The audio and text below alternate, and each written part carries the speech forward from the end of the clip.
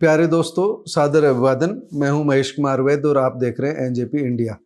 आज बात करते हैं ओबीसी वर्ग से जुड़े ताजा मुद्दे की। मुझे न चाहते हुए भी मजबूरी में जाति वर्ग की बात करनी पड़ रही है। सवाल मन में लंबे समय से था, मगर राहुल गांधी ने जब केंद्रीय सचिवालय में राजकाज चलाने वाले 90 में से ओबीसी वर्ग के सिर्फ 3 सचिव होने का मुद्दा उठाया तो मुझे भी लगा इस पर बोलना चाहिए। राहुल गांधी का ओबीसी का मुद्दा अकेला ओबीसी का नहीं है। अदर बैकवर्ड कास्ट के अलावा राहुल ने यह भी कहा कि केंद्र में कुल सचिवों में दलित व आदिवासी मिलाकर भी 1% के आसपास है। ओबीसी अधिकारियों के पास कुल बजट का मात्र 5% है, जबकि एससी और अन्य आरक्षित वर्गों की बात करें तो केवल 6% के आसपास। राहुल का यह कहना सही है कि ओबीसी वर्ग के ऑफिसर केवल 5% और एससी व आदिवासियों को मिलाकर केवल 6% बजट को कंट्रोल कर रहे हैं। राहुल की इस बात से राहुल गांधी को भले ही आश्चर्य हुआ होगा, मगर मुझे नहीं। वर्षों से हम ऐसा ही देखते आ रहे हैं। कांग्रेस के राज में भी ऐसा ही था। बात अनुसूचित जाति की हो या पिछड़ा वर्ग की, केंद्रीय सचिवालयों में इन वर्गों का दबदबा कभी रहा ही नहीं। कुछ महीने पहले तो सचिवालय में एक भी ओबीसी अधिकारी नहीं था। वर्षों से जातीय संगठनता में जकड़े समाज और सत्ता ने आरक्षण रूपी बैसाखी के बावजूद इन वर्गों को कभी उस स्थिति में नहीं पहुंचने दिया जहां इनके पास निर्णय लेने की और उन्हें क्रियान्वित करने की शक्तियां हों। मैं अपवादों की बात नहीं कर रहा हूं। राहुल गांधी इस बात की माफी मांग चुके हैं कि कांग्रेस के समय भी ओबीसी वर्ग के आईएएस अधिकारियों का सचिवालय में दबदबा नहीं था, मगर वे सत्ता में आने पर इस परिस्थिति को बदलने के लिए जातीय जनगणना की खुलकर पैरवी कर रहे हैं। अब गेंद भाजपा सरकार के पाले में है क्योंकि वह सत्ता में है, मगर मुझे नहीं लग रहा कि स्थिति बदलेगी। मैं तो लोकसभा चुनाव से पूर्व अपने प्यारे देश भारत को मंडल और कमंडल की ओर बढ़ते हुए देख रहा हूँ। आने वाले समय में भाजपा सनातन की बात करेगी। अयोध्या में श्री राम मंदिर के उद्घाटन के आयोजन को भाजपा जितना लंबा खींच सकेगी उतना खींचेगी। चुनाव पूर्व पूरा माहौल राममय बनाया जाएगा और इसमें आरएसएस के कई संगठन भाजपा का पूरा साथ देंगे। इसके जवाब में कांग्रेस ओबीसी वर्ग की उपेक्षा को जोर शोर से उठाएगी। आज विषय ओबीसी का है तो इस पर बात आगे बढ़ाते हैं।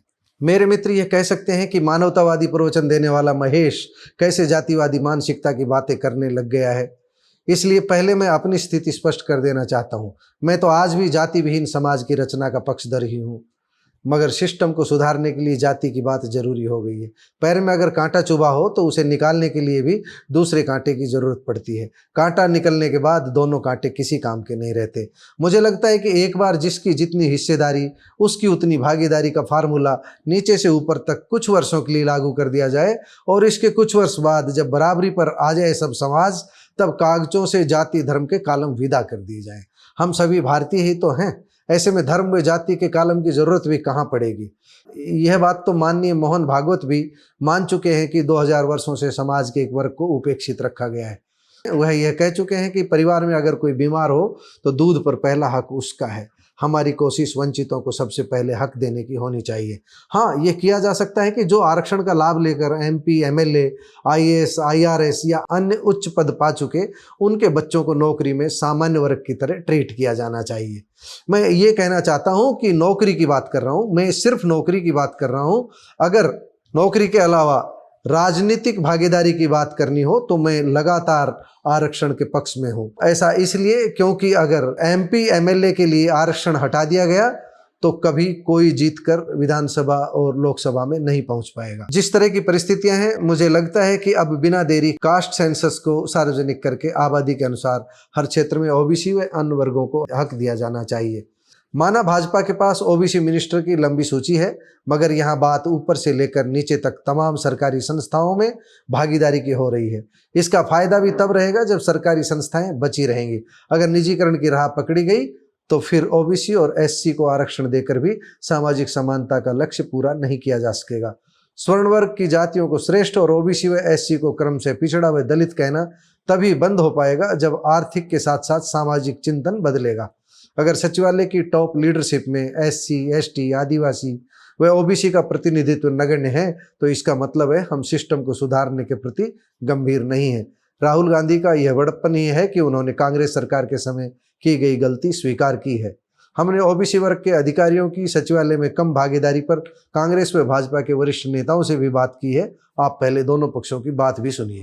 राजनीति में बहुत सारी बातें इस ढंग से कही जाती हैं कि तू डाल डाल मैं पात पात। हम सबको मालूम है अभी संसद विधान मंडलों में जो रिजर्वेशन है वो केवल एससी और एसटी का है। बीसी का रिजर्वेशन कांग्रेस के भी इतने वर्ष थे, किसी भी विधान मंडल में कोई रिजर्वेशन नहीं था। हरियाणा सरकार ने पहली बार नगर पालिका और पंचायती राज में उस रिजर्वेशन को लेकर आए। शिक्षा में रिजर्वेशन आया था और कुछ नौकरियों में आया, लेकिन ये रिजर्वेशन विधान मंडलों में अभी नहीं है। इसलिए आज के विधान मंडलों में जिस चीज़ को लेकर आना था उसको अभी उसी विधान मंडल की व्यवस्था के हिसाब से लेकर आए। दूसरी बात ये भी आप सबको जानकारी में है कि कितने ऑफिसर किस वर्ग से आते हैं। ये जो सिविल सर्विसेज की नौकरी है इसको आप इस रूप में कभी भी नहीं देख सकते। इसलिए ये आंकड़े केवल और केवल अपने आप को पैरवीकार दिखाने के लिए हैं, क्योंकि देश का सर्वोच्च नेतृत्व आज पिछड़े वर्ग से आता है। देश में इतनी बड़ी संख्या में, जितनी बड़ी संख्या में अब अनुसूचित जाति, जनजाति और पिछड़े वर्ग से मंत्रियां इतने कभी नहीं थे कांग्रेस के ज़माने में, और कांग्रेस ने कभी इसके लिए काम नहीं किया। ये तो केवल ये दिखाने के एक जेस्चर है कांग्रेस पार्टी का, जिसके लिए कभी उन्होंने काम नहीं किया था। वैद जी, जिस सामाजिक समानता की आप बात कर रहे थे वो तभी संभव है कि वह जिसकी जितनी भागीदारी उतनी उसकी हिस्सेदारी, और जिस दिन इस देश के अंदर आबादी के हिसाब से हिस्सेदारी मिल जाएगी, इस देश में सामाजिक समानता भी आ जाएगी। नौकरी की बात कर रहे हैं या सब चीजों में जिसकी जितनी भागीदारी उसको उतनी हिस्सेदारी दे देती है, फिर ये जातिवाद कैसे हटेगा? ये तो और गहरा हो जाएगा। नहीं, इसे जातिवाद नहीं गहरा होगा। उसका कारण क्या है? जातियों की जो दीवार है, संकीर्णता नहीं बढ़ेगी ना। कि सबको पता है कि मेरे को हक मिल रहा है। अभी जातिगत झगड़े क्यों होते हैं? एक जाति कह रही है कि मेरे को हक नहीं मिल रहा, दूसरे को मिल रहा है। आप मेरा हक हड़प गए, एक वर्ग कहता है कि मेरा हक हड़प गए, दूसरा वर्ग कहता है मेरा हक हड़प कौन रहा है? आपको लगता है अभी किसी ने बिल्कुल उच्च सवर्ण वर्ग का जिस तरह कब्जा। आप सुप्रीम कोर्ट में चले जाओ, सुप्रीम कोर्ट में टोटली वो अपर कास्ट के लोग हैं। आप अपने सेक्रेटरीज में चले जाओ, जितने भी आपके गवर्नमेंट ऑफ इंडिया के सेक्रेटरी हैं, उसके अंदर 95% सवर्ण वर्ग के हैं। आप जो शिक्षा का संस्थान, जो सबसे बड़ा मंदिर कहलाता है, जो व्यक्ति को आगे बढ़ाता है, उनके वीसीज पर चले जाओ, 100%, 90%, 95% उनका है। तो ओबीसी एससी से बहुत नाइंसाफी है। आप मीडिया पर चले जाओ, जिसको आप चौथा स्तंभ कहते हैं, और जो एक आधार तैयार करता है, लोकतंत्र को मजबूत करता है और लोगों को एक विचार देता है, और साथ साथ विचारों को बढ़ावा देते हुए विचारों के प्रति पक्ष और विरोध में खड़ा करता है। सारे मीडिया संस्थानों के, जितने बड़े राष्ट्रीय मीडिया संस्थान हैं, उनके सबके संपादक कौन है? उच्च वर्ग के लोग हैं। तो जब देश की जो सत्ता का मूल संचालन कौन करता है? मूल संचालन करता है सुप्रीम कोर्ट सबसे बड़ा, उसके बाद संचालन करता है बड़े सेक्रेटरीज, अधिकारी जो निर्णय लेते हैं, तीसरा ये जो आपके वीसीज होते हैं, और जितने भी दूसरे संस्थान हैं, चाहे शिक्षा से जुड़े हुए हैं, चाहे मेडिकल से जुड़े हुए हैं, उनके जितने मुखिया हो सब उच्च वर्ग के। तो जब देश के अंदर एक पक्षीय लोग, एक ही विचारधारा के लोग, एक ही जाति वर्ग के लोग सारी सत्ता के जो महत्वपूर्ण अंग हैं उन पर कब्जा करेंगे, फिर समानता कैसे आएगी? आप भाजपा और कांग्रेस की भाषा से समझ चुके होंगे कि इस बारे में आगे क्या संभावना है, लेकिन मुझे ऐसा प्रतीत होने लगा है कि 3 कृषि कानूनों के समय हुए आंदोलन के बाद जिस तरह किसान राजनीति के केंद्र में आ गए थे, उसी तरह आने वाले समय में ओबीसी वर्ग की जातियां अब केंद्र व राज्यों के सक्रिय राजनीतिक दलों की राजनीति के केंद्र में रहने वाली हैं। यह कुछ अच्छा होने का शुभ संकेत है।